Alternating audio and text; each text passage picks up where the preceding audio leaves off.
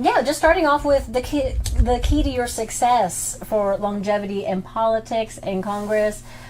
What an accomplishment. I mean, not too many people can last this long in such a field that is so demanding, you know, on your family, so much travel, and just meeting so many different people, so many different issues.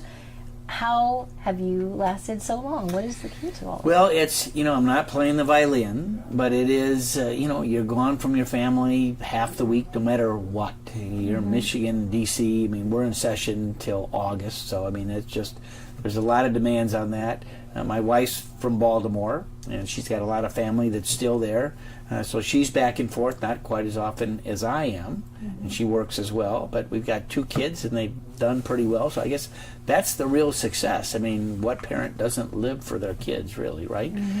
So, but, you know, our district, I mean, it started as a very Republican district when I first ran, so whoever won the primary, you're in, you got 70-some%, it's sort of like a no-brainer. Now we've lost congressional seats because Michigan has lost population over the last couple of decades, and so we've gone from 18 congressional seats, or 19, to now what today is 14, and after the next census we will be 13.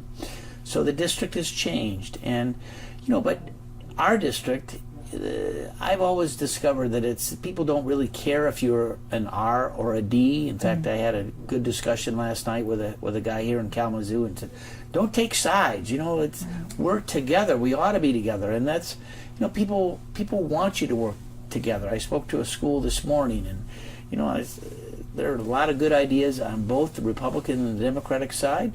Let's take them together. Let's figure out what's best for the nation, and obviously for Michigan too. Great, I agree. And because you've been in politics for so long, who were some of those mentors, those people you looked up to, drew some inspiration from, especially when you were maybe starting out? Who are those people in your life? Well, I was really lucky. I had the chance to work for President Reagan at the White House for 4.5 years, and, you know, he had a terrific record. He won 49 states when he was reelected. No president's ever going to get that again. But he was a Republican president in a Democratic Congress, and he got things done, and as a consequence, the verdict on him was pretty positive, winning 49 states. So he's long gone, but his chief of staff was a guy that I directly worked for, and I still talk to a couple times every month. You know, it's putting pieces together, being a bipartisan, working together. And so Ken Duberstein, who was Reagan's chief of staff, you know, really worked very hard for the president, set the agenda, you know, helped write the big speech, Mr. Gorbachev, take this wall down. I mean, that dates a lot of us. But it's that type of background of trying to get things done on a bipartisan basis that I learned right away, and has carried me not only to beat an incumbent congressman. I beat the only incumbent congressman to lose in the country back then, but actually have some pretty solid margins of victory, even in this last race over the last, you know, some decades that I've served. That's amazing. What's some iconic people to look up to and to work so intimately with and learn from? Well, you want to get things done. Yeah. You know, this is not, you know, if somebody wants, and there are people, they want a rubber stamp, you know, you ought to vote, you know, so no, that's not who my door is going to be open to everybody. I'm not afraid to agree or disagree with the president regardless of party. And that's what my record reflects. Yeah, and really your reputation too. Every time someone mentions you, is just really your ability to go across the aisle, and people have a lot of respect for that. Well, so and that's great. that's what I want. That's who I am. That's who I am. That's awesome. And you have a great track record with working with veterans and the military. Where does your passion come from? What's the story behind that? Well, you know, let's face it, every family has got some veteran, I would hope, that have served. For me, as a member of Congress, I've actually seen our troops in the field. I've been to Afghanistan. I've been to Iraq. I have a staff member that served one tour of Iraq. I've been to North and South Korea. I've been at the DMZ there in Korea. So not only do you feel for those folks who, remember, volunteer to serve, but also as it reflects on the family that they've got back home, the sacrifice that they have, wondering what may happen. Sadly, I've been to the funerals, too, of men and women that we've lost. I've been to Arlington Cemetery and, of course, here at Fort Custer, Battle Creek, to cemeteries and funerals. So I have a real passion for those that serve, family members as well. And, for me, a vote with our veterans, easiest vote I cast. It's always a thumbs up. That's great. Thank you for that, and thank you for reaching out to them and really putting yourself in their shoes, being in connection and in contact with the families, and just really seeing what they go through. And I know that the voters appreciate that. Just this week, yesterday, I met with a World War II vet who was on a ship in 1945, and he's still around. He still would like to find some of his shipmates because he's lost it. He doesn't know if he's got any left. We're going to find out. But his whole family came in, his grandkids, his kids, and we just, thanked him. My dad's a World War II vet. My dad will be 95 in another week or so.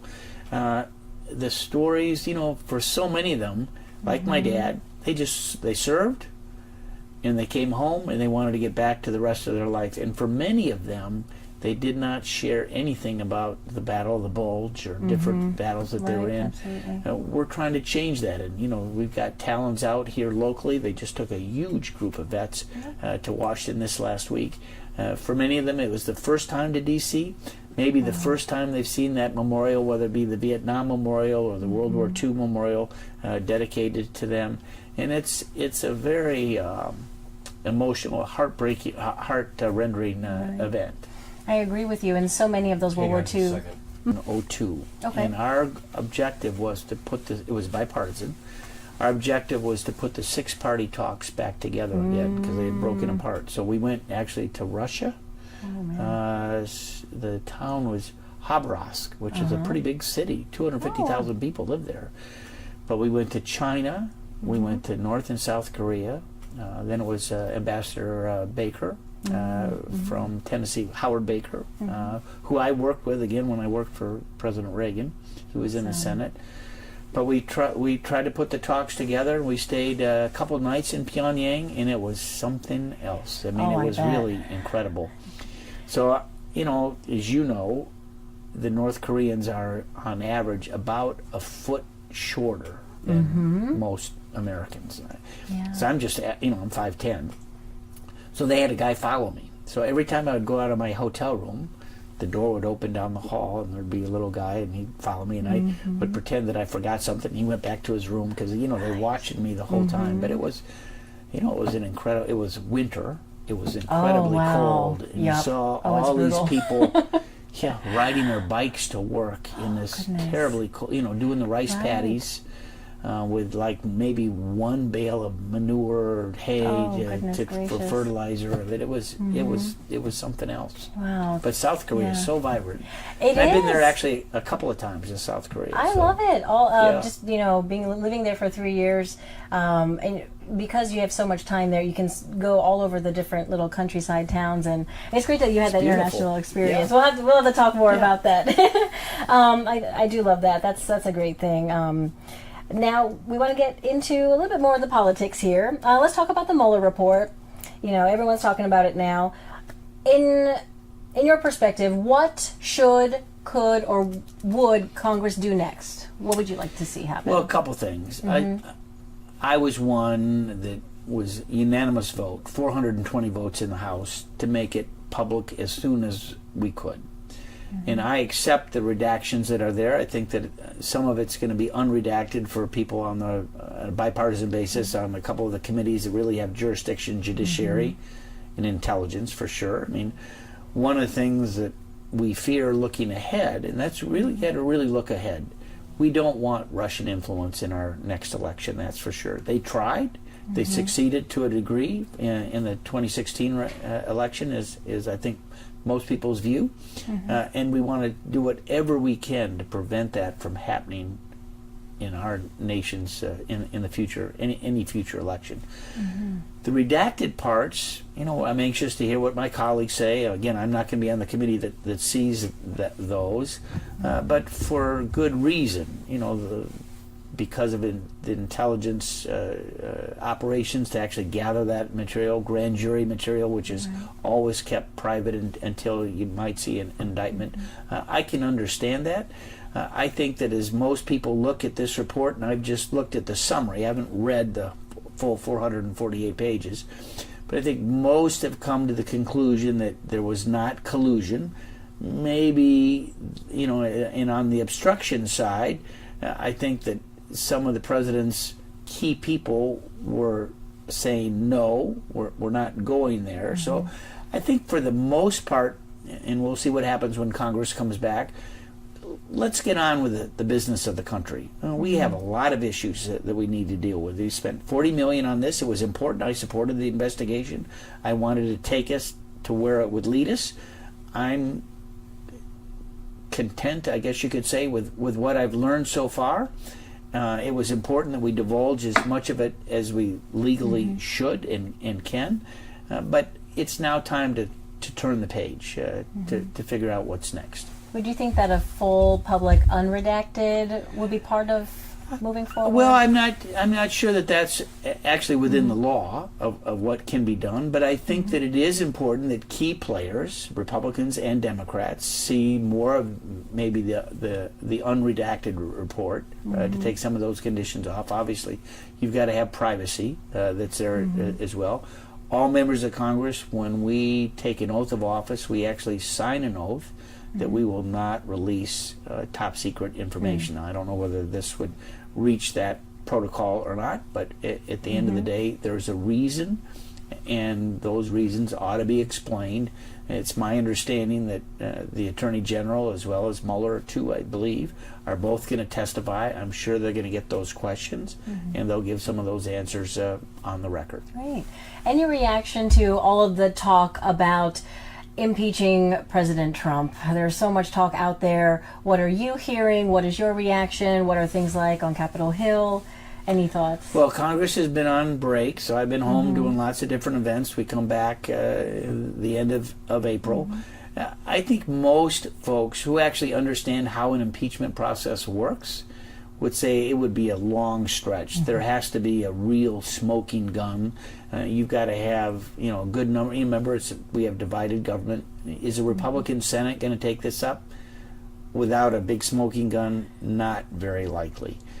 In the House, Nancy Pelosi has made, even though there have been some calls from her left flank, she's been pretty consistent by saying, we're not ready to go there yet, including with now the release of the Mueller report. So there may be some yelling and screaming along the way, but I think a majority, Republicans certainly, but even a good number of Democrats are ready to move on based on what they've seen so far that's been divulged from the Mueller report. Okay. And moving back to an issue that has a lot of Michiganders talking, the proposed gas tax. Any reaction to that? Not a good idea. I mean, I know this is a state issue, not a federal one. Yeah, our roads are really in bad shape. In fact, before we started this interview, I commented about how bad our roads are as I'm driving around. But I don't, as I'm listening to my farmers, as I'm listening to my most vulnerable folks who may have older cars, so their mileage is, the gas mileage is not nearly as good. They're often commuting more, longer distances to work. For us to become the highest gas tax in the nation now that our gas prices are hitting $3 a gallon, I think they need to figure something else out. And would any funding from the federal government, do you think the tax would be enough for that? Yeah, well, a couple things. Good question. So a couple things. When I was first elected, I served on the Transportation Committee. Back then, we were getting 72 cents back on every dollar that we sent to Washington. The Upton Amendment was made part of the process, and then thanks to others who followed me, we now get about 91 cents back on every dollar that we send to Washington. But a couple things have happened. Number one, our roads have gotten more expensive, and the cars we drive, for the most part, are getting much better gas mileage, and some cars don't pay at all because they're electric, so they don't pay that fuel tax, which otherwise builds the roads. And so that's the dilemma that we now face 20, 30 years later after some of these changes were made. Now, I'm hoping that we can do an infrastructure package in Congress that would be bipartisan. The president talked about it in his State of the Union address. But as we look at the infrastructure needs in Michigan, not only is it our roads and bridges, which I think are like the lowest grade, I mean, in terms of A to F of any state, but we got some other big projects too. We have the Soo Locks. They just opened up a couple weeks ago. Virtually all of the iron ore that makes the steel that we need for autos and appliances and buildings comes through that corridor. There is only one lock today that really is capable of allowing these 1,000-foot lake freighters to go through the POLOC, the POE POLOC. It needs to be rebuilt, or we need a new lock, basically, is where we are. It'll take 10 years to get that done. Wow. It'll be $1 billion to get another lock added. And the good news is that we, as a congressional delegation, from Senator Stabenow and Peters to Upton and Huizenga and everybody else, virtually everybody else, we're on board. And in the president's budget that he submitted earlier this year included the first tranche of money, $75 million, to begin to get this thing done. So it's got to happen. And it's because somehow if that lock went down, some say that it would double the nation's unemployment, because you'd have to figure out another way, much more expensive, whether it be rail or truck, God help us in terms of what our roads would look like then, to carry all this iron ore from, in essence, Lake Superior area all the way down to Gary and Cleveland and every place else. I mean, it would be a mess. It's a lot of area to cover there. And when the president was in Grand Rapids, he had kind of stunned everybody with the good news. Well, that was good news. And I could not, not only the Soo Locks, but he reversed himself on the budget request that the last 3 years. He in essence in his budget said that he wanted to zero out the Great Lakes restoration money. I mean, all of this is for Great Lakes water quality, but it also stops the Asian carp. So as we, try to prevent this invasive species from getting into the Great Lakes, costing us billions of dollars in terms of damages, and if it gets in, each female lays literally millions of eggs. We're never getting them out. So I'm going to be leading a delegation to look at, what steps are being taken right now in Illinois, a little bit in another month or two, and seeing what resources we can gather up to try and really prevent this terrible species from invading the Great Lakes. Well, that is good news. And speaking of the environment, any reaction or thoughts, or what is your stance on the Green New Deal? Well, I'm not a climate denier. It's happening. Even though we had snow just a few days ago. Sorry about from California, I know, but it's happening. We've done a number of really good things. I want to compliment former Governor Granholm in working with the state legislature years ago to really push Michigan to be a state where we now 15% of our electricity is generated from renewable sources. And I support all of the above, whether it be safe nuclear, renewables are a big part of that. And we achieved that. And the good news, the better news is that because of advances now made in renewables, we're going to take that, in essence, 15 or 16% of electricity we generate today from renewables. And by 2040, we're going to almost triple that. To me, that's a good thing. I was a key player in making sure that we extended the tax credits for solar and wind. A few years ago, without it, solar would have been dead. And now look at today what solar is able to do. Look at our solar parks that we have here in Michigan. Even though we're a northern state, you look at what's happening in some states like, with even more sun, like Texas and California and others. It's a good thing.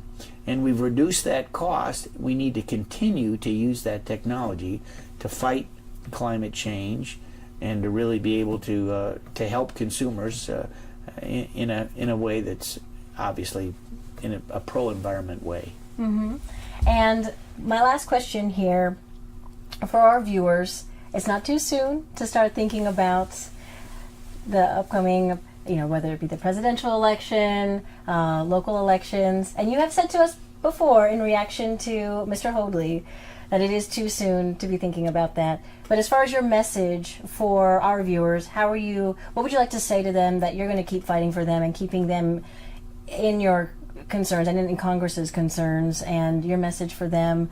He's starting to ramp things up. Not well, just the presidential politics has still got a ways to go. We're still having new entrants, including just yesterday, another colleague got in the race for president. I think on the Democratic side, you've got 19. You're going to have maybe one or two in the Republican challenging President Trump. We'll see what happens. But for the House races, I mean, this is month 4. I mean, went through a long election cycle this last year. I'm not quite ready to get into 2020 yet. This is month 4 of a 24-month tour. But for me, I've said a couple things about every campaign that I've been in. First of all, your family's got to come first, and that's your spouse and your kids, and got to make sure that all the balls are juggled in the right way. And the second most important thing is your job. I was elected, a very diverse district, represents 750,000 people. And that job is mighty important, making your votes, listening, all the different things that one does to be a member of Congress. And if you do the first 2 right, the campaign is third. But the campaign at some point comes in line, but it's too early. When I first decided to run, actually I said no. I had a number of people that came to me and asking if I would run for Congress, and I said, I've got a wonderful wife, I got 2 black labs, I'm working at the White House, I'm not a lawyer, this is no. And they came back to me, convinced me to come back and test the waters, and we won. But that was not month 4. I understand. A long ways into this. So we're not ready to put on our campaign shoes on quite yet. No, we got to get together. Thanks for explaining that. I mean, it does, there's just so much talk out there, and just had to ask again. Other people firing up their engines, and, it's a spotlight on anyone that's really putting themselves out there. And, thank you again. And